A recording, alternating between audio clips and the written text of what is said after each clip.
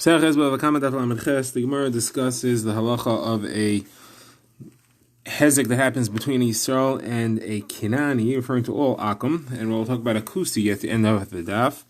What is the din? We saw this halacha in our last Mishnah, and what would the reasons for it be? And the Gemara is going to have some magarata and some tangentially related in Yadam. So the Gemara begins. We've seen in our Mishnah that if a shor of Yisrael gores a shor of a Kinani, he is pater. On the other hand, if a shor of a Kinani gores a shor of a Yisrael, he has to pay nezik shalem no matter what, even if it's a karen and tam the first time.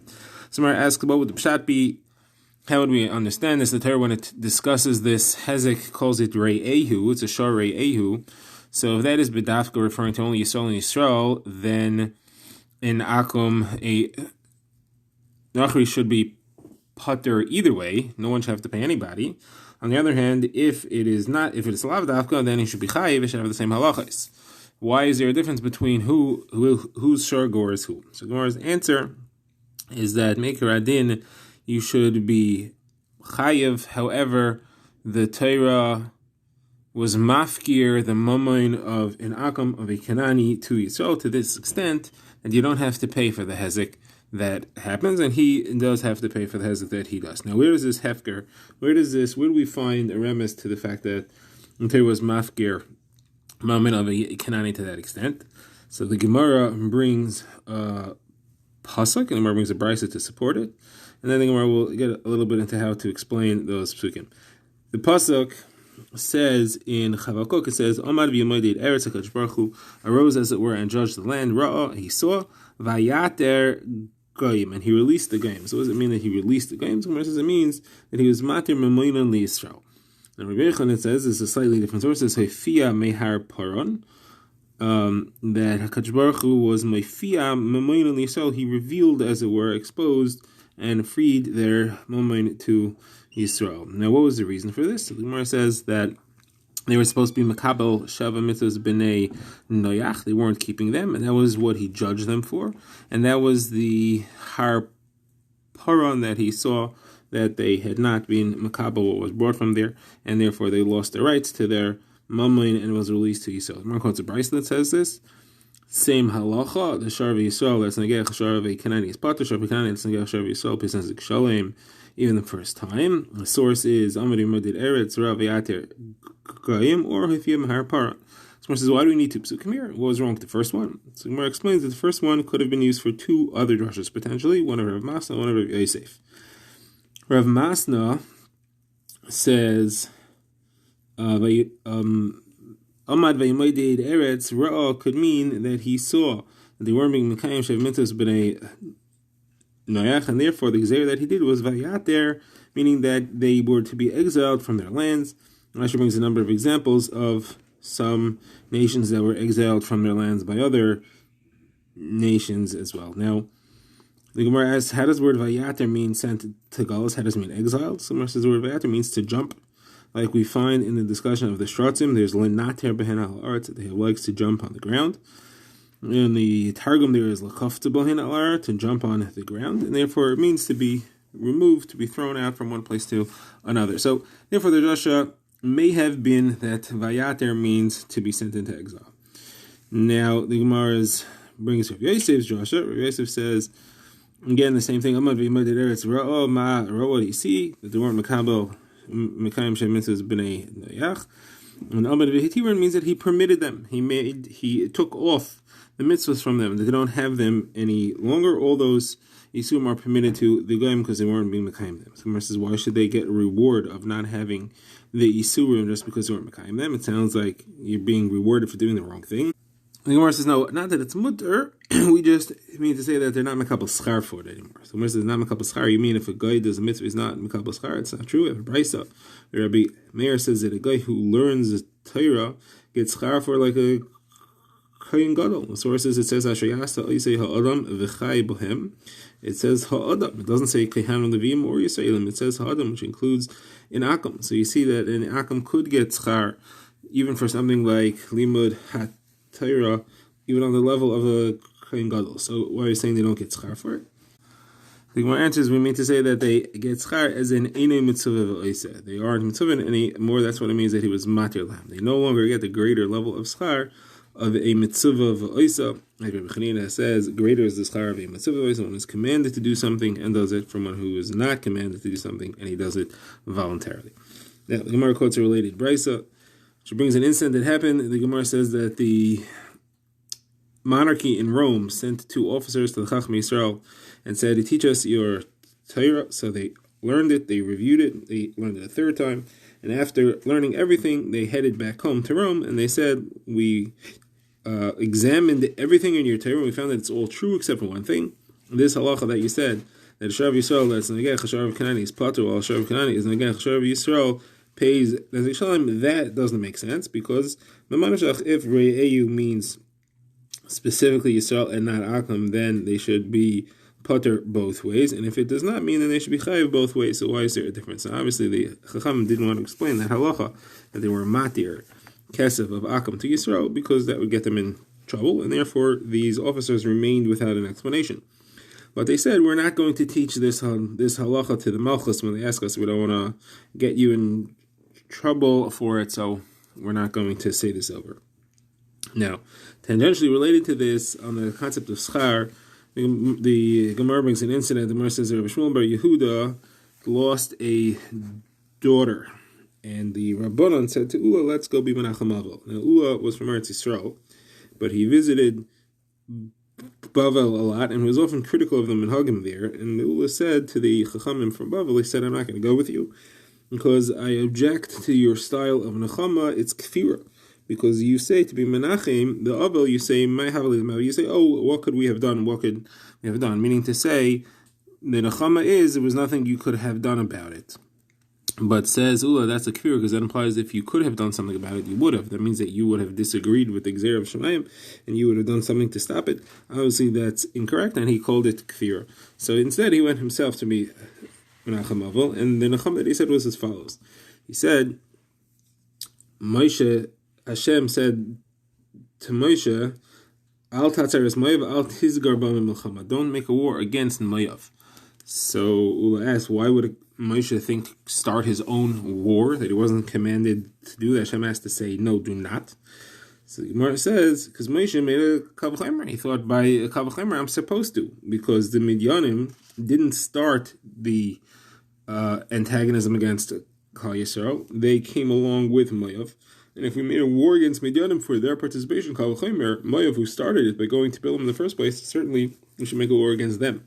But HaKadosh Baruch Hu said, no, don't fight Moav, because Moav has a special schus, because of 2 pigeons, as it were, 2 offspring that are going to come from them that are worth keeping them in their schus. You shouldn't fight a war against them. Who are they? Rus HaMoaviyah and Nama HaAmonis. Rus, the great-grandmother of David HaMelech, and Nama, who was Rechavam's mother, the wife of Shlema, and the daughter-in-law of David. So the Gemara says, and Ula continued, and he said, now it's a kavachaymer.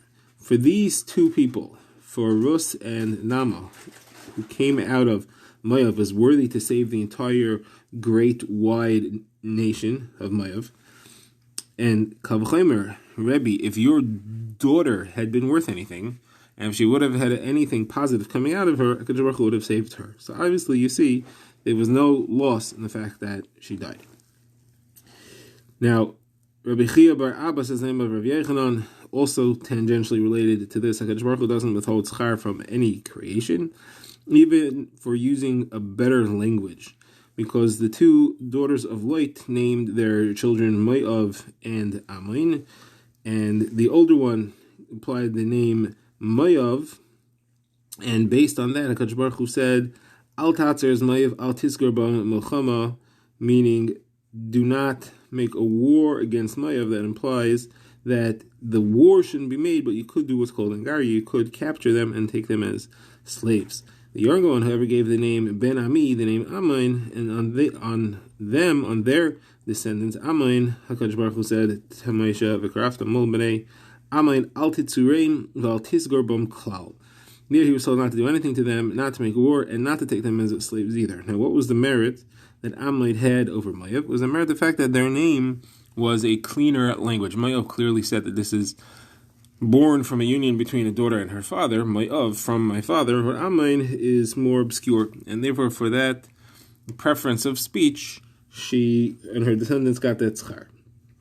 Now, Rav Chia bar Ava says in the name of Yeshua ben Karcha, you should always be the first one to do a dvar mitzvah. The fact that the older daughter went to light one night earlier than the younger daughter, she got her descendants joining Klal Yisrael 4 generations earlier, because Ovid, Ishai, David, and Shlomo, those were 4 generations that were descended from Rus, but Amain didn't get into the family until the wife of Shlomo, and therefore the first generation that was descended from her, that was in Klal Yisrael, was only afterwards, which is Rechavam. As the pasuk says, "V'sheimimei nama ha'moidis." Okay, now the Gemara returns to the topic of nezek that's caused by a shor shel Yisrael to a shor shel kusi. There quotes a brisa that says the shor of Yisrael that gores the shor shel kusi is pater, but that of shel kusi, the shor shel Yisrael, pays nezek shalom right away. Rav Meir, the Gemara quotes, is the same halacha. Shor shel Yisrael that gores the shor shel kusi is pater. Shor shel kusi that gores the shor shel Yisrael bein tam mein muad pays nezek shalom right away. And therefore you see it as the same halacha as an akum. So Gemara notes here that we can see from this what Rav Meir holds about kusim. Kusim, the Torah relates to us, were megayir to Klal Yisrael after they had trouble from lions that were attacking them. As a machlokes, is that a true conversion and they have a din of Yisrael, or is it a forced conversion and they still have the din of an akum? So you see from this, Rav Meir holds what's called geri arayis. They were converted because of lions, and their conversion is false, and therefore they still have the din of a guy. And that would be why the halacha that they have for Nezikin matches that of the goyim. So Mar says there's a problem with this. So here Rav Meir says that their conversion is invalid, but we have a different sugya where he says that their conversion is valid. And that's the sugya of if you find kismei nida that come from certain areas, are they tamei or tahar? So the kesem of Yisrael is tahar, is tamei. However, we could generally assume that some of them are not from Yisrael because they hide them. They don't leave them lying around. The kusim don't necessarily hide them, but we don't know whether they are tahar or tamei until we discuss this. Those that are found from the goyim, we could generally assume are tahar because there is no din d'oraisa of nida on the goyim, even though it is din d'Rabbanan. It's only on a vadai, not in the case of a suffix like this. We don't know who they're from. So the halachas, therefore, that come out of these rules are as follows. Rekem was a place that was roiv nachri. So Rabbi Yehuda said the ksamim that the Bava Kamma that is said the ksamim that come from there are tahar, because the roiv you simply come from the goyim. The Yisrael will hide their ksamim anyway. It's roiv akum anyway, and therefore they are tahar. Rabbi Yehuda says that they are tamei because they are gerim there, and they got intermingled with the nachrim, and they don't follow the proper halacha. Now, if you find it in a place which is between the Nachrim, there it's Tahirin. If it's found between Yisrael or from amongst the Kusim, now you have a Machlekes. Rabbi Meir says that it's Tamei, because he's assuming that Kusim are like Yisrael, and if you find them there, you have to assume it's from them. The Chachamim say that it's Tahar, because Yisrael would not leave Ksamim lying around, saying there must not be Ksamim of Kismei Nida.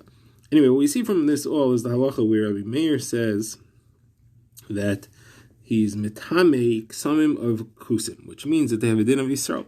So how could you say that Rabbi Meir in our sugya holds that kusim have a din of geri arayis, which is not real conversions and have a din of an akum? So Gemara answers that really he holds that they have a din of Yisrael. However, he put a knas on them. The knas was that they should lose their property in these situations of hezek. And the reason for the knas is because he wanted to keep them separate from regular Yisrael. And to present them from intermingling, he set up the rules of Nezikin that they would lose in any interaction that they had. So the Gemara asks, if you made such knas, you should make a knas in another sugya as well. That's the sugya of a physical interaction between a nara and a man where he has to pay knas. And that's if he violates in this way a mamzeres and nesina or a kusis. So the question is, if you're saying a knas to take away their rights, so then they shouldn't get knas from a Yisrael leader. So a kusis should be removed from this list according to Rabbi Meir. So Gemara says, no, we're not going to do that because we don't want the person who did the Avera to get off scot-free. We don't want him to be rewarded for being Baal HaKusis. So therefore, we do obligate him to pay. So the Gemara says, why don't we come up with a different solution? Let's take the knas from him, and instead of it being given to the kusis, because we want to knas them so that they don't intermingle with Yisrael, let's give it to Anim, let's give it to the poor people. That way, the violator of the halacha doesn't gain because he still has to give up the money, but the kusis doesn't gain, and therefore we have a knas against them that they should not intermingle with Yisrael. So the Gemara says you can't do that because it would be mamish in the tayyun. You wouldn't be able to go to court. No one would be able to claim it because he could always say, "Why should I give it to you? I could give it to a different ani." And you can't have a court case with a real claimant, and therefore you have to have that the money goes to the actual kusis who was involved.